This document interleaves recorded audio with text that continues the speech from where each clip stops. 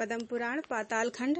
राजा सुबाहु का भाई और पुत्रों सहित युद्ध में आना तथा सेना का क्रौंच व्यूह निर्माण करना।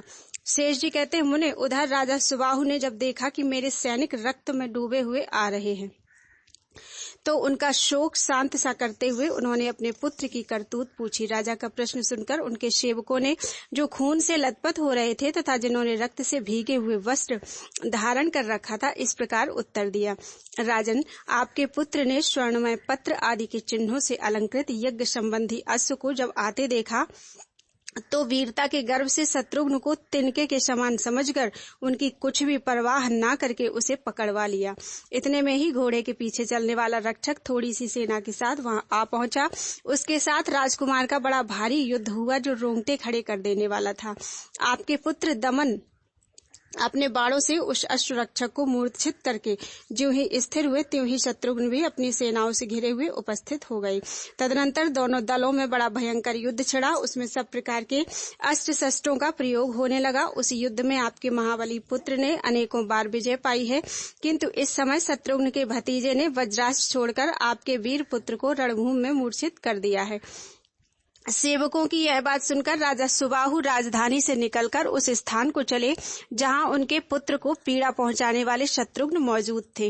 राजा सुबाहु को सुवर्ण भूषित रथ पर सवार होकर नगर से निकलते देखकर समस्त शत्रुओं पर प्रहार करने वाली शत्रुघ्न की सेना युद्ध के लिए तैयार हो गई। राजा सुबाहु के भाई का नाम था सुकेतु। वे गदा युद्ध में प्रवीण थे। वे भी अपने रथ पर सवार होकर युद्ध के लिए आए। राजा का पुत्र चित्रांग सब प्रकार की युद्ध कला में निपुण था। वह भी रथारूढ़ होकर शीघ्र ही शत्रुघ्न की मतवाली सेना पर चढ़ आया।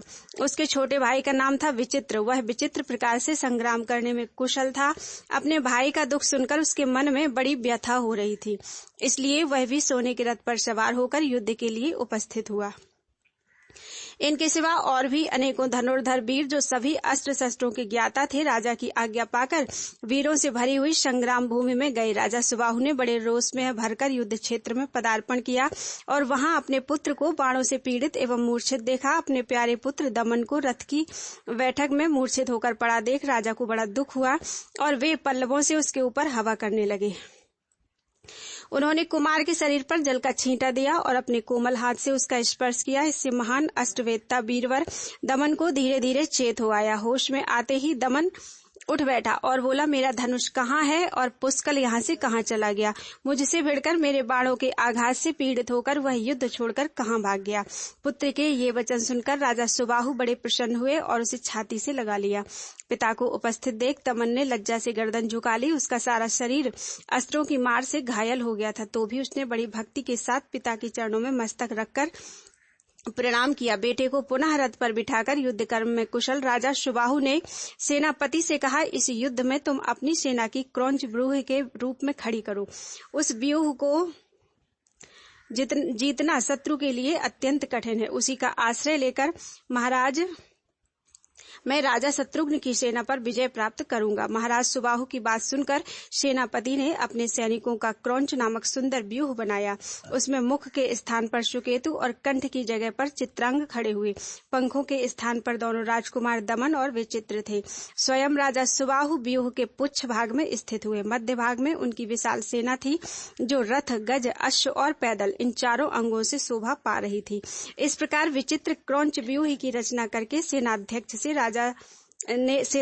ने राजा से निवेदन किया, महाराज व्यूह संपन्न हो गया।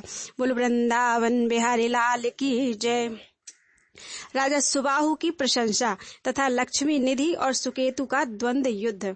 शेष जी कहते हैं, मुनिवर, राजा सुबाहु की सेना का बड़ा आकार बड़ा भयंकर दिखाई देता था। वह मेघों की घटा के समान जान पड़ती थी। उसे देखकर शत्रुघ्न ने अपने मंत्री सुमति से गंभीर वाणी में कहा, मंत्रीवर, मेरा घोड़ा किसके नगर में जा पहुंचा है?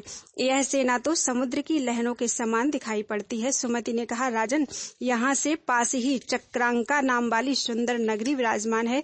उसके भीतर ऐसे मनुष्य निवास करते हैं जो भगवान विष्णु की भक्ति से पाप रहित हो गए हैं। ये धर्मज्ञों में श्रेष्ठ राजा सुबाहु उसी नगरी के स्वामी हैं। इस समय ये अपने पुत्र पौत्रों के साथ तुम्हारे सामने विराजमान हैं। ये नरेश सदा अपनी ही स्त्री के प्रति अनुराग रखते हैं, पराई स्त्रियों पर कभी दृष्टि नहीं डालते। इनके कानों में सदा विष्णु की ही कथा गूंजती है, अन्य विषयों का प्रतिपादन करने वाली कथा वार्ता ये कभी नहीं सुनते। प्रजा की आय के छठे भाग से अधिक दूसरे का धन कभी नहीं ग्रहण करते। ये धर्मात्मा हैं और विष्णु बुद्धि से भक्तिपूर्वक ब्राह्मणों की पूजा करते हैं, सदा भगवान की सेवा में लगे रहते हैं और भगवान विष्णु के चरणारविंदों का मकरंद पान करने के लिए भ्रमर की भांति लोलुप बने रहते हैं। पर धर्म से विमुख होकर सदा स्वधर्म का ही सेवन करते हैं। वीरों में कहीं भी इनके बल की समानता नहीं है। इस समय अपने पुत्र का युद्ध के मैदान में गिरना सुनकर ये क्रोध और शोक से व्याकुल होकर युद्ध के लिए उपस्थित हुए हैं। मंत्री की बात सुनकर शत्रुघ्न ने अपने श्रेष्ठ योद्धाओं से कहा, वीरों, राजा सुबाहु के सैनिकों ने आज क्रौंच व्यूह का निर्माण किया है। इसके मुख और पक्ष भाग में प्रधान योद्धा खड़े हुए हैं। तुम लोगों में कौन ऐसा शस्त्र वेदता है जो उन वीरों का भेदन करेगा? जिसमें व्यूह का भेदन करने की शक्ति हो, जो वीरों पर विजय पाने के लिए उद्यत हो, वह मेरे हाथ से पान का बीड़ा उठा ले। उस समय वीर लक्ष्मी निधि ने क्रौंच व्यूह को तोड़ने की प्रतिज्ञा करके बीड़ा उठा लिया। पुष्कल ने उनके पीछे सहायता के लिए जाने का विचार किया। तदनंतर शत्रुघ्न की आज्ञा से रिपु, ताप, नील रत्न, उग्रास्य और वीरमदन ये सब लोग क्रौंच व्यूह का भेदन करने के लिए लक्ष्मी निधि के साथ गए। व्यूह के मुख्य भाग में सुकेतु खड़े थे। मुख भाग में उनसे लक्ष्मी निधि ने कहा, मैं राजा जनक का पुत्र हूँ, मेरा नाम लक्ष्मी निधि है। मैं कहता हूँ, समस्त दानव कुल का विनाश करने वाले भगवान श्री रामचंद्र जी के यज्ञ संबंधी अश्व को छोड़ दो, नहीं तो मेरे बाणों से घायल होकर तुम्हें यमराज के लोक में जाना पड़ेगा। वीर अग्रगण्य लक्ष्मी निधि के ऐसा कहने पर महाबली सुकेतु ने बड़े वेग से अपना धनुष चढ़ाया और तुरंत ही रण क्षेत्र में बाणों की झड़ी लगा दी। यह देखकर लक्ष्मी निधि ने भी अपने धनुष की प्रत्यंचा चढ़ाई और सुकेतु के बाण समूह को वेग पूर्वक नष्ट करके उनकी छाती में 6 तीखे बाण मारी। उनके प्रहार से सुकेतु की छाती छिद गई। इससे क्रोध में भरकर उन्होंने 20 तीखे बाणों से लक्ष्मी निधि को मारा। तब लक्ष्मी निधि ने अपने धनुष पर अनेकों सुदृढ़ एवं तेज धार वाले बाण चढ़ाए।